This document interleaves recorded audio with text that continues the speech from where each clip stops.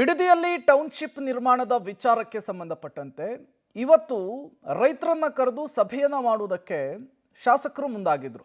ಈ ಸಭೆಯಲ್ಲಿ ರೈತರು ತಮ್ಮ ಆಕ್ರೋಶವನ್ನು ಹೊರಹಾಕಿದ್ದಾರೆ.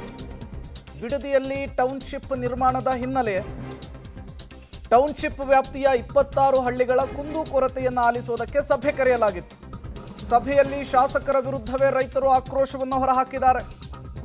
ಜಿಬಿಯ ವಿರುದ್ಧ ಘೋಷಣೆಯನ್ನು ಕೂಗಿ ರೈತರು ತಮ್ಮ ಸಿಟ್ಟನ್ನು ಹೊರಹಾಕಿದ್ದಾರೆ. ಈ ವೇಳೆ ರೈತರನ್ನ ಸಭೆಯಿಂದ ಪೊಲೀಸರು ಹೊರತಳ್ಳಿದಂತಹ ಪ್ರಸಂಗ ನಡೆದಿದೆ. ಜಿಬಿಯ ಕಚೇರಿಯ ಬಾಗಿಲಿನಲ್ಲಿಯೇ ಕೂತು ರೈತರು ಪ್ರೊಟೆಸ್ಟ್ ಮಾಡಿದ್ದಾರೆ. ಯಾವುದೇ ಕಾರಣಕ್ಕೂ ಟೌನ್ಶಿಪ್ಗಾಗಿ ನಾವು ಭೂಮಿಯನ್ನ ಕೊಡಲ್ಲ. ಪ್ರತಿಭಟನಾ ನಿರತ ರೈತರು ಜಿಬಿಯ ವಿರುದ್ಧ, ಸ್ಥಳೀಯ ಶಾಸಕರ ವಿರುದ್ಧ ಆಕ್ರೋಶವನ್ನು ಹೊರಹಾಕಿದಂತಹ ರೀತಿ ಇದೆ.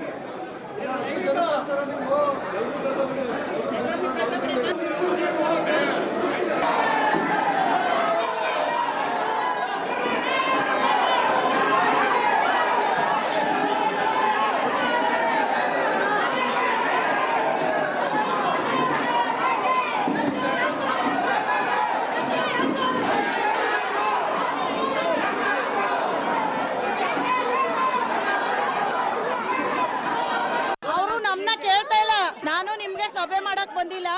ನಾನು ಕಷ್ಟ ರೈತರು ನಾವು ರೈತರಲ್ಲ, ಅವ್ರಿಗೆ ನಮ್ಮ ಕಷ್ಟ ಕೇಳ್ತಾ ಇಲ್ಲ. ಇವಾಗ ಆಗ್ಬೇಕು ಅಂತ ಯಾರೋ ಚೇಳಗಳು ಬಂದವರಲ್ಲ, ಅವ್ರು ಮಾತ್ರ ಕೇಳ್ತಾ ಇದ್ದಾರೆ. ನಮ್ಮ ಕಷ್ಟ ಕೇಳ್ತಾ ಇಲ್ಲ.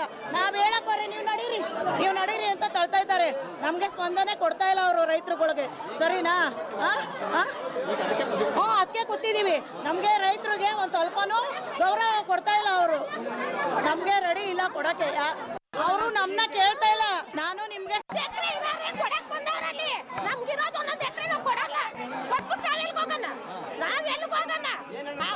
ಈಗ ನಾವು ವಯಸ್ಸಾಯ್ತು, ನಮ್ಗೆ 55 ವರ್ಷ ವಯಸ್ಸು.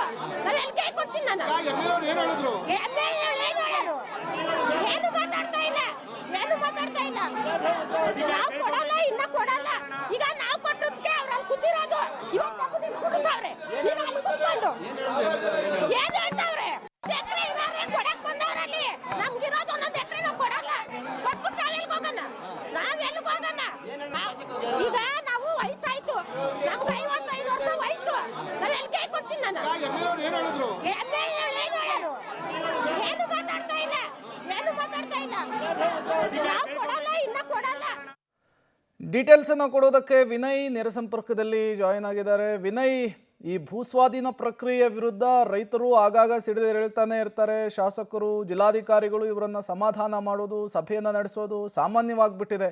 ಇವತ್ತಿನ ಸಭೆಯ ಉದ್ದೇಶ ಏನು? ಆ ಸಭೆಯಲ್ಲಿ ಏನಾಯ್ತು ಅಂತ ಹೇಳಿ ವಿನಯ್?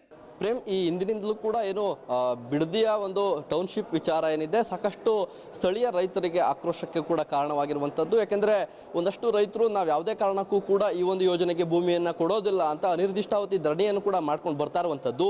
ಇವತ್ತು ಬಿಡದಿಯ ಬೈರಮಂಗಲ ಹಾಗೂ ಕಂಚಕಾರನಹಳ್ಳಿ 2 ಪಂಚಾಯತಿ ವ್ಯಾಪ್ತಿಯ ಸುಮಾರು 26ಕ್ಕೂ ಹೆಚ್ಚು ಹಳ್ಳಿ ರೈತರ ಒಂದು ಸಭೆಯನ್ನು ಏನು ಆಯೋಜನೆ ಮಾಡಲಾಗಿತ್ತು. ಇದು ಕಂದಾಯ ಇಲಾಖೆಗೆ ಸಂಬಂಧಪಟ್ಟಂತೆ ಜಮೀನುಗಳ ಒಂದು ಸಮಸ್ಯೆ ಏನಿದೆ ಅವೆಲ್ಲವನ್ನು ಕೂಡ ಬಗೆಹರಿಸಿಕೊಳ್ಬಹುದಾದಂಥ ಒಂದು ಸಭೆಯನ್ನು ಇವತ್ತು ಕರೆಯಲಾಗಿತ್ತು. ಈ ಒಂದು ಸಭೆಗೆ ಬಂದಂತಹ ರೈತರು ಶಾಸಕರ ವಿರುದ್ಧ ಆಕ್ರೋಶವನ್ನು ವ್ಯಕ್ತಪಡಿಸಿರುವಂತದ್ದು. ಸಭೆ ಆರಂಭದಲ್ಲೇ ಒಂದು ಗೊಂದಲ ಕೂಡ ಸೃಷ್ಟಿಯಾಯಿತು. ಯಾಕಂದ್ರೆ ಇಷ್ಟು ದಿನ ಅನಿರ್ದಿಷ್ಟಾವಧಿ ಧರಣಿ ಮಾಡಿದ್ರು ಕೂಡ ಶಾಸಕರು ಸ್ಥಳಕ್ಕೆ ಬಂದು ಸಮಸ್ಯೆ ಕೇಳುವಂತ ಕೆಲಸವನ್ನ ಮಾಡಲಿಲ್ಲ. ಜೊತೆಗೆ ಸ್ಥಳಕ್ಕೆ ಬಂದು ರೈತರ ಸಮಸ್ಯೆಯನ್ನು ಆಲಿಸಲಿಲ್ಲ. ಕೇವಲ ಕಚೇರಿಯಲ್ಲಿ ಕೂತು ರೈತರ ಸಭೆ ಕರೆದ್ರೆ ಹೇಗೆ ಅನ್ನೋ ಒಂದು ಆಕ್ರೋಶವನ್ನು ವ್ಯಕ್ತಪಡಿಸಿದ್ರು. ಈ ವೇಳೆ ಒಂದು ಸಭೆಯಲ್ಲಿ ಭಾಗವಹಿಸಿದಂತಹ ರೈತರನ್ನ ಹೊರಕಳಿಸುವಂತ ಕೆಲಸ ಆಯಿತು. ಪೊಲೀಸ್ನವರ ಮೂಲಕ ಎಲ್ಲ ರೈತರನ್ನ ಆಚೆ ಹಾಕಲಾಗಿತ್ತು. ಅದಾದ ಬಳಿಕ ಇದೀಗ ರೈತರು GBA ಕಚೇರಿ ಮುಂಭಾಗವೇ ಕೂತು ಪ್ರತಿಭಟನೆಯನ್ನು ನಡೆಸಿದ್ರು. ರಾಮನಗರದ ಕಂದಾಯ ಭವನದಲ್ಲಿರುವಂಥ GBA ಕಚೇರಿ ಮುಂಭಾಗ ಕುಳಿತು ಪ್ರತಿಭಟನೆಯನ್ನು ನಡೆಸಿ ಆಕ್ರೋಶವನ್ನು ವ್ಯಕ್ತಪಡಿಸಿದ್ರು. ಈ ವೇಳೆ ಸಭೆ ಮುಗಿಸಿ ಆಚೆ ಬಂದಂಥ ಶಾಸಕ HC ಬಾಲಕೃಷ್ಣಗೂ ಕೂಡ ಮುತ್ತಿಗೆಯನ್ನು ಹಾಕಿ ಆಕ್ರೋಶ ವ್ಯಕ್ತಪಡಿಸಿದ್ರು. ನಾವು ಯಾವುದೇ ಕಾರಣಕ್ಕೂ ಕೂಡ ನಮ್ಮ ಭೂಮಿಯನ್ನು ಈ ಒಂದು ಟೌನ್ಶಿಪ್ಗೆ ಬಿಡೋದಿಲ್ಲ, ನೀವೇನೇ ಮಾಡಿದ್ರು ಕೂಡ ನಮ್ಮ ಭೂಮಿಯನ್ನು ಕಸಿದುಕೊಳ್ಳೋಕ್ಕಾಗೋದಿಲ್ಲ, ಹಾಗಾಗಿ ಈ ಯೋಜನೆಯನ್ನು ಕೈ ಬಿಡಿ ಅನ್ನೋ ಒಂದು ಮನವಿಯನ್ನು ಕೂಡ ಮಾಡಿದ್ರು.